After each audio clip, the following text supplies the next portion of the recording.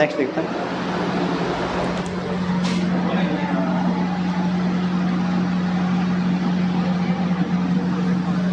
भाग 12 तक हो गया था। भाग नंबर 13, इसमें क्या है?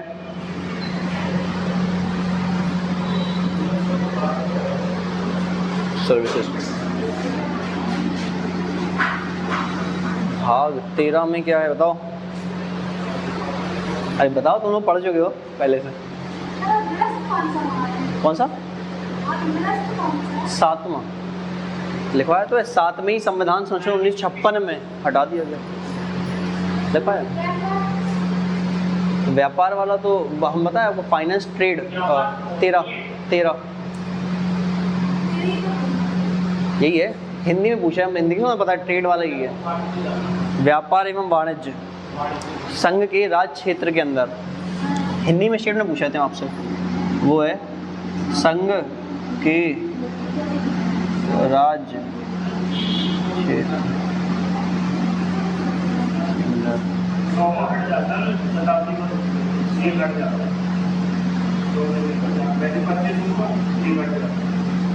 इसके बारे में कुछ भी नहीं पढ़ना, इससे कोई क्वेश्चन नहीं आते। वो लाइट ऑफ कर लेना बीच वाले स्विच से, ठीक है। भाग नंबर सेंटर वाला है, बस हो गया, धन्यवाद, ठीक है। भारत के राज्य क्षेत्र के अंदर व्यापार एवं वाणिज्य, और इससे कोई क्वेश्चन आता नहीं है, ठीक है। फाइनेंस एंड ट्रेड, पैसों वैसों के लेन देन। नेक्स्ट देखो, ट्रेड एंड कॉमर्स कहते हैं। भाग 14,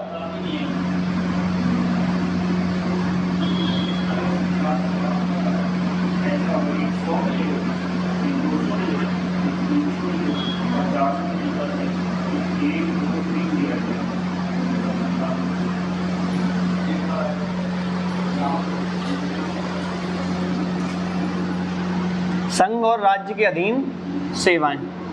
आर्टिकल आएगा 312। इसमें क्या आता है? अखिल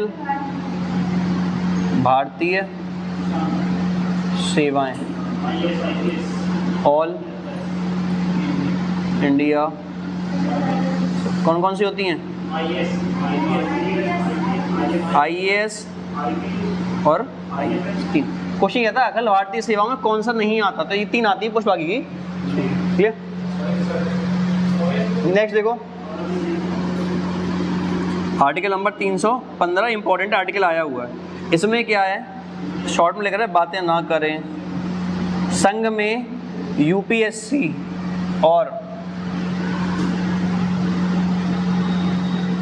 राज्यों में राज्य PSC का प्रावधान।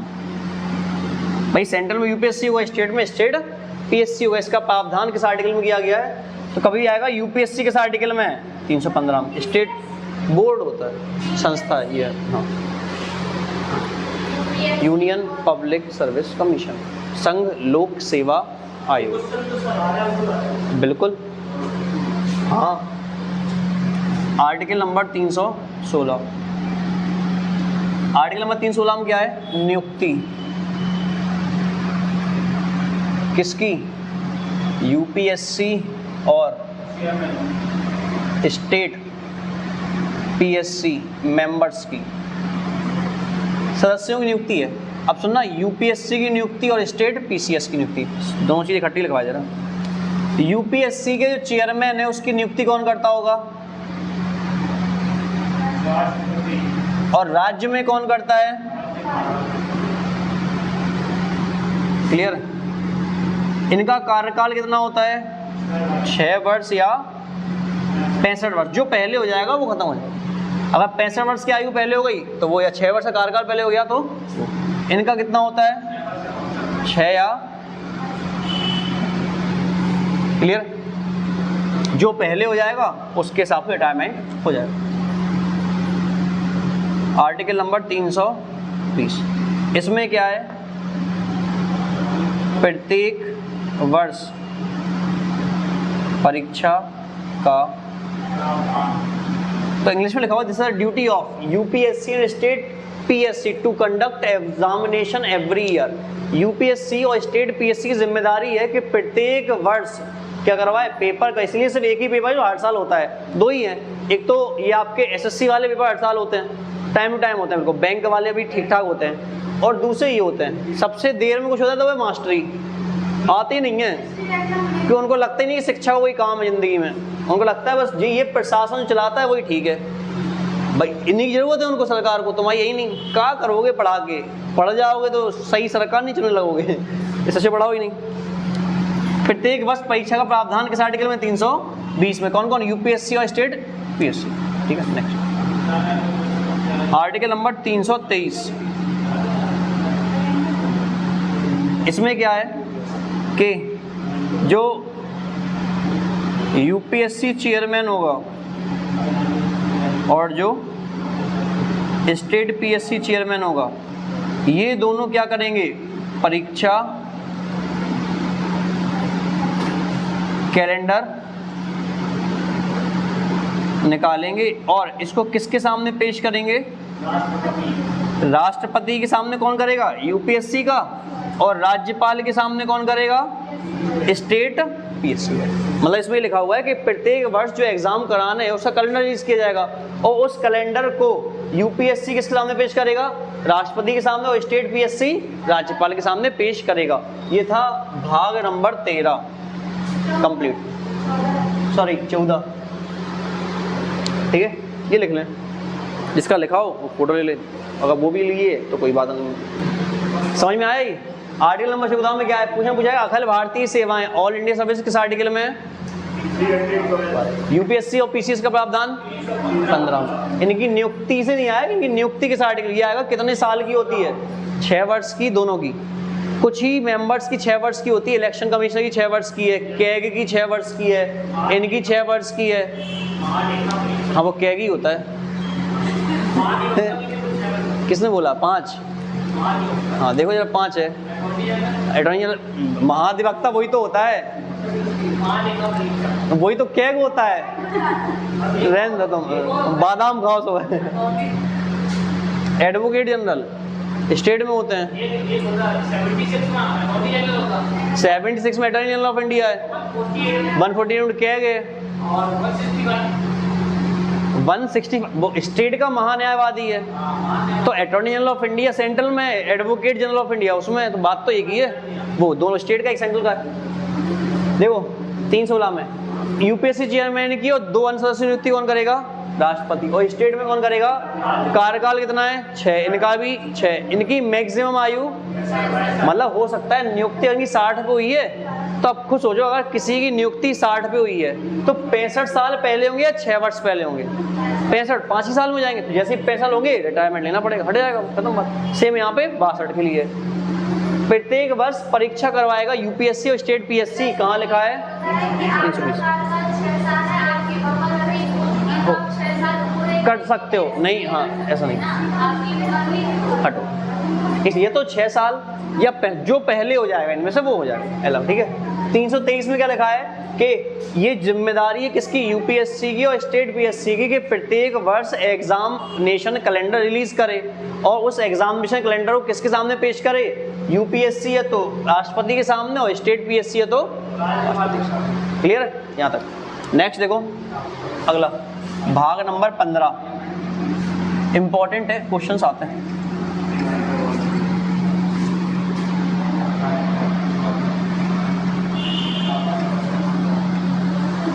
देखो भाग नंबर, इसमें क्या है,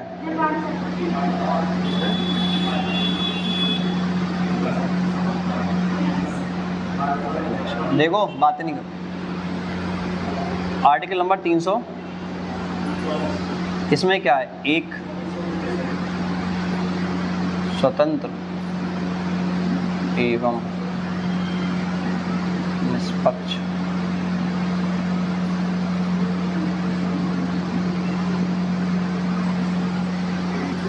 independent and unbiased election commissioner, provision of independent and unbiased election commission of India, ठीक है।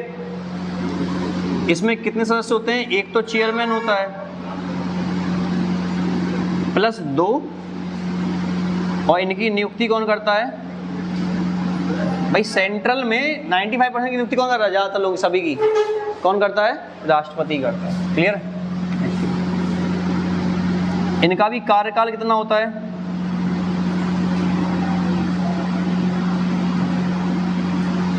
वर्ष। आर्टिकल नंबर 300, इसमें क्या है? निर्वाचन नामावली, इलेक्टोरल रोल। इसमें क्या है? निर्वाचन में वोटर लिस्ट जो आती है आपकी, वही क्या है? आप किसी भी इंसान को उसकी धर्म, जाति, लिंग, मूलवंश, जन्म स्थान, इनके आधार पे वोटर लिस्ट में नाम दर्ज करवाने से नहीं रोक सकते, ठीक है। यही क्या होता है? निर्वाचन नामावली, इलेक्टोरल रोल होता है। क्लियर? नेक्स्ट देखो,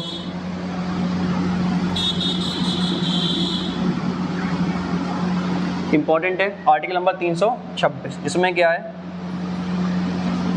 वयस्क मताधिकार, एडल्ट वोट राइट। पहले कितनी थी? अब कितनी है? मतलब आप कितनी उम्र से वोट डाल सकते हैं? और ये कब हुआ?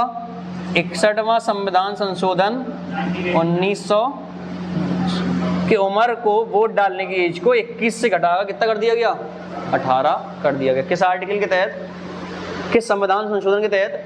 61वें संविधान संशोधन 1989 के तहत, आर्टिकल नंबर 326।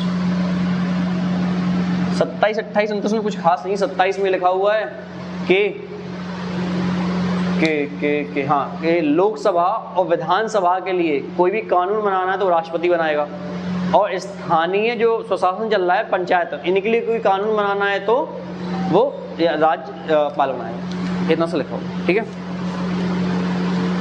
मतलब वो सेंट्रल का काम है, स्टेट का काम है, इतना सा है, ठीक है।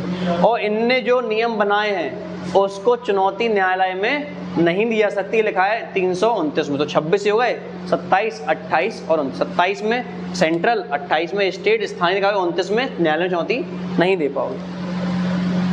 नेक्स्ट देखो, भाग नंबर 16, बताओ क्या है?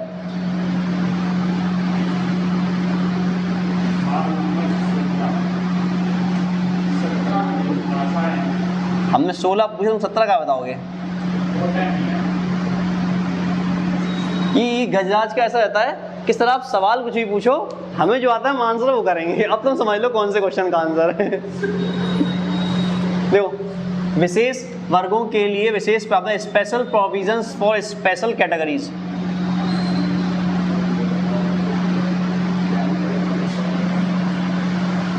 फॉर स्पेशल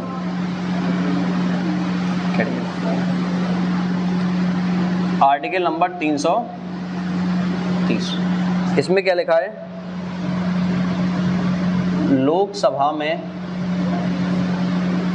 SC ST को आरक्षण, तो provision of reservation for SC and ST इन लोकसभा, ठीक है। Next, article number 331। लोकसभा में 2 आंग्ल भारतीयों का प्रावधान। लेकिन अब ये कैसा है? अब 2 आंग्ल भारतीय जो है वो लोकसभा में नियुक्त नहीं होंगे, ठीक है। Article number 332। इसमें क्या है? विधानसभा में SC ST को आरक्षण। आर्टिकल नंबर 333 में क्या है? विधान सभा में एक एंग्लो इंडियन का, ये अभी भी है आर्टिकल नंबर 300, इसमें क्या है,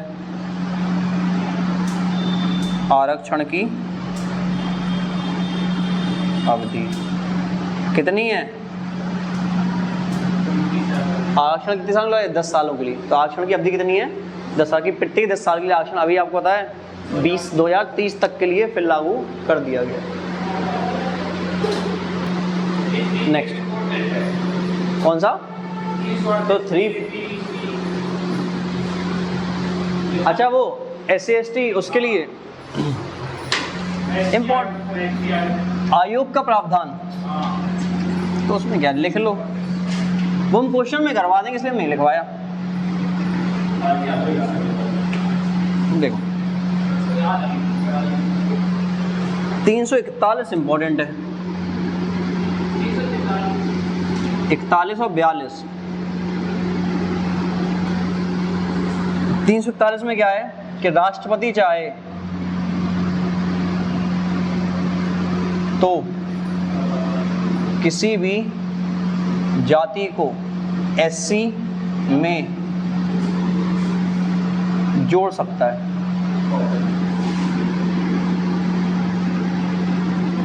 और 42 में क्या है, राष्ट्रपति चाहे तो किसी भी जाति को ST लिस्ट में, लेकिन ये दोनों ही काम किसकी एडवाइस पे होंगे, राज्यपाल की। राज्यपाल सलाह लेके किसी भी जाति को SC लिस्ट में या किसी भी जाति को ST लिस्ट में ऐड कर सकता है, आर्टिकल 341 और आर्टिकल 342 के तहत सलाह से, एडवाइस। हाँ, राष्ट्रपति सलाह लेता है कि इसको ऐड करना चाह रहे हैं आपस में, ऐसा सिर्फ राज्यपाल से। यहाँ पे चाहो तो लिख लो आप, यहाँ पे राज्यपाल की सलाह पर।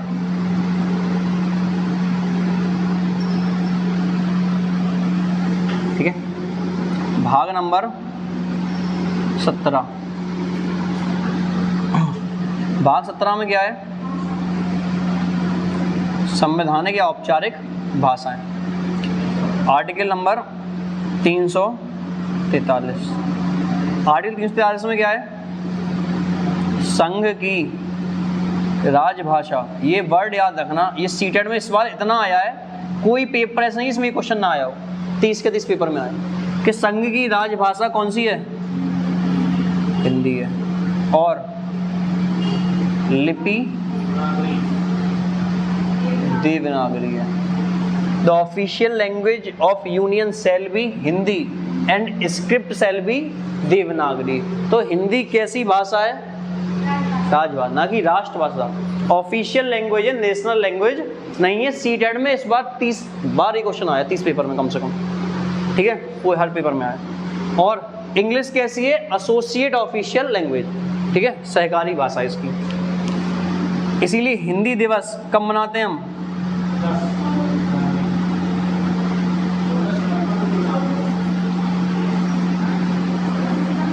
क्योंकि घोषणा कब हुई थी, 24 सितंबर 1949। इसीलिए हिंदी दिवस कब मनाया जाता है, इस चीज की घोषणा कब हुई थी, 14 सितंबर, इसलिए हिंदी दिवस कब मनाते हैं, 14 सितंबर।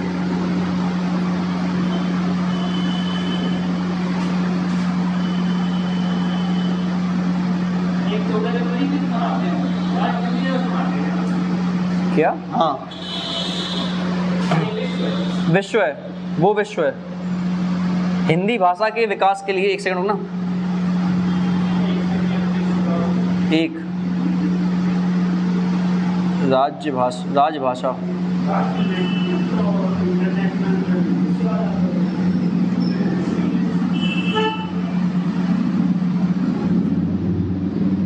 हिंदी भाषा के विकास के लिए कि राजभाषा आयोग का प्रावधान, कि भाई हिंदी भाषा का विकास कराओ, आप कुछ कुछ चीज़ें करते रहो। नेक्स्ट आर्टिकल नंबर 365, इसमें क्या है,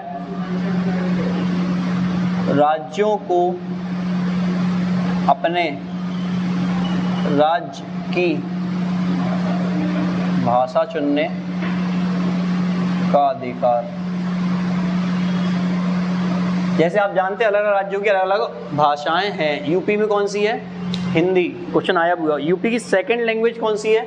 उर्दू, ठीक है। उत्तराखंड की संस्कृत, नागालैंड की इंग्लिश। ये अलग अलग राज्यों के अलग अलग ऑफिशियल लैंग्वेजेस हैं, स्टेट लैंग्वेजेस हैं, ठीक है। नेक्स्ट देखें आर्टिकल नंबर 350 का इसमें क्या है? राज्यों की जिम्मेदारी है कि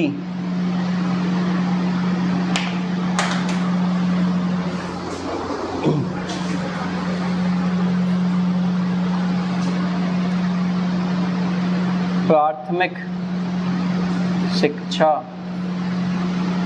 स्थानीय भाषा में, है ना।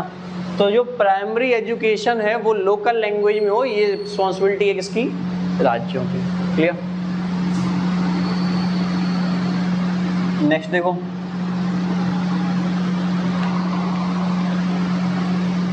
ये लिख लो आप, फिर करवाते हैं। 2 और रह गए, 4 आर्टिकल और रह गए, वो लिख ही लो फिर जाना। नेक्स्ट देखो भाग नंबर कौन सा है?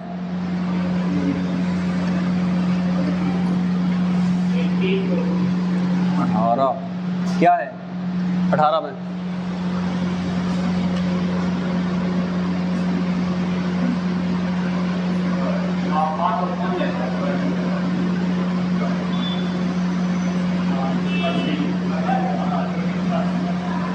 इमरजेंसी। अनुच्छेद नंबर 352। इसमें क्या है?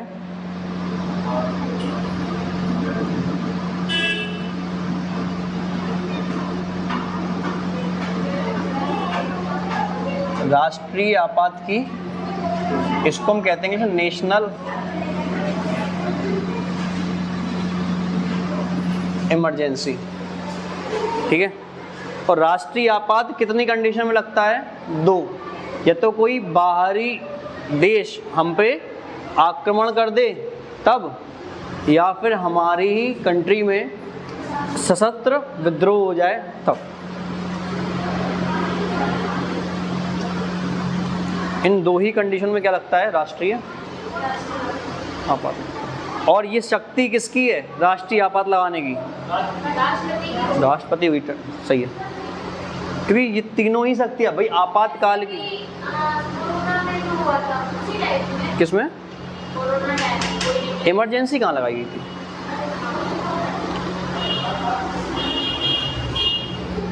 है ना। इसमें एक होता है बाहरी आक्रमण और सेकंड होता है सशस्त्र। और अब तक सिर्फ कितनी बार लगी है? 3 बार। ये कब लगी थी? इंडो चाइना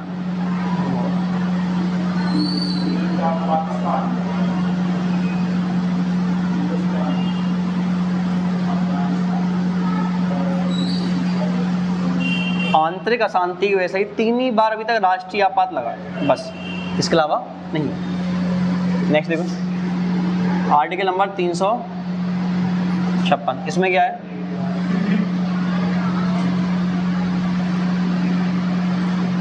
प्रेसिडेंट्स रूल,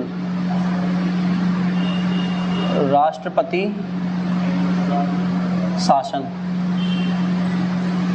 सबसे ज़्यादा बार कहाँ लगा है? कितनी बार? 10। रिसेंटली 2000। सुनना, इन दोनों में अंतर क्या होता है? ये राष्ट्रीय आपात है, सेंट्रल में लगेगा, और ये राष्ट्रपति शासन है, स्टेट में लगता है। कैसे लगता है? इसमें 2 कंडीशन होती हैं। ये तो कोई बाहरी देश हम पे आक्रमण, चाइना में तुम्हारे पास आ जाए लड़ने, तो क्या हो सकता है? नेशनल इमरजेंसी घोषणा कौन करेगा? राष्ट्रपति करेगा। या तो आपके ही देश के अंदर सशस्त्र विद्रोह हो जाए, लाठी वाठी लेके आ जाओ तो नहीं, तलवार लेके आ जाओ, गन वन लेके तो हो जाएगा, ठीक है। ऐसा होता है। सेकंड क्या है? ये दो कंडीशन में क्या हो सकता है, आपका राष्ट्रीय आपात की घोषणा हो सकती है, और ये कौन करेगा, राष्ट्रपति करेगा। अभी तक कितनी बार लगा है, 3 बार। इंडो चाइना वॉर के समय, इंडियो पाकिस्तान का, एक बार आंतरिक अशांति की वजह से 3 बार लगा है। बाद में चीन, पहले यहाँ पे आंतरिक अशांति हुआ करता था, बाद में इसको चेंज नहीं किया गया, किसमें, सशस्त्र विद्रोह में। क्लियर। ये राष्ट्रपति का है, सेंट्रल में लगेगा। ये क्या है, राष्ट्रपति शासन। जैसे किसी राज्य की सरकार संवैधानिक रूप से सरकार नहीं चला पा रही, तो राज्यपाल क्या करेगा, एक लेटर सौंपेगा किसको, राष्ट्रपति को, कि यहाँ की सरकार नहीं चला पा रही है। तब जाके प्रेसिडेंट उस राज्य में क्या लगा देगा, राष्ट्रपति शासन। लेकिन रूल कौन करेगा, राज्यपाल। ये राज्य में लगता है, ये केंद्र में लगता है। क्लियर है यहाँ तक। तो ये अलग है, ये अलग। यूपी में कितनी बार लगा है, 10 बार। सबसे ज्यादा बार यूपी में कल्याण सिंह के समय लगा था, रिसेंटली 2002 में। ठीक है। एक और है, बहुत बार लग चुका है, 130 बार से ज्यादा लग चुका है अभी तक। Article number 360। इसमें क्या है, वित्तीय आपात। ये आज तक कभी नहीं लगा, जरूरत नहीं पड़ी। बहुत पैसा है हमारे पास, ठीक है, हमारे पास गवर्नमेंट के पास इतना पैसा है कि अडानी को 2.5 लाख करोड़ रुपए कर्जा दे रखा है, तो मैं 40,000 की नौकरी नहीं दे पा रहे। समझ लो, इतना है। भाग नंबर 20। भाग 20 में क्या है, संविधान। भाग 19 में प्रकीर्ण मिसलेनियस कोई आर्टिकल उसका इंपॉर्टेंट नहीं है, इसलिए संविधान संशोधन। एक ही आर्टिकल आता है इसमें, अनुच्छेद नंबर 300। इसमें क्या है, संसद चाहे तो विधि द्वारा संविधान में बदलाव कर सकती है। कुछ हटाना है, कुछ जोड़ना है, कुछ चेंजेस करने, वो तीनों ही अधिकार किसके पास है, सिर्फ संसद के पास है। ठीक है। संशोधन की प्रक्रिया कहाँ से ली गई है, साउथ अफ्रीका से ली गई। ये थे आर्टिकल 20 और 21 भाग इंपॉर्टेंट। 20 में अस्थायी उपबंध, जैसे कि 370 आर्टिकल जम्मू कश्मीर वाला, वो भी वहीं था, अब तो उसको भी हटा दिया गया। और आर्टिकल नंबर भाग नंबर 22 में संक्षिप्त नाम वगैरह, उसमें ये लिखा हुआ है कि जब तक कि संविधान बन के लागू नहीं होता तब तक 1935 के भारत शासन अधिनियम का लाएगा, और जैसे ही लागू हो जाएगा वैसे उसको खत्म कर दिया जाएगा। 26 नवंबर 1949 जब बन के तैयार हो गया था, तब 15 आर्टिकल लागू कर दिए जाएंगे, बाकी के आर्टिकल 26 जनवरी से लागू होंगी। सब चीज़ें लिखी हुई हैं, ये इंपॉर्टेंट था। यहाँ पे संविधान कंप्लीट होता है। कल डाउट क्लास है, पढ़ के आना, जो भी डाउट हो वो पूछ लेना, नहीं होगा तो हम कल क्वेश्चन करवा देंगे कुछ, और कुछ डाउट हो तो पूछ लो, नहीं है तो धन्यवाद, जा सकते हैं आप लोग।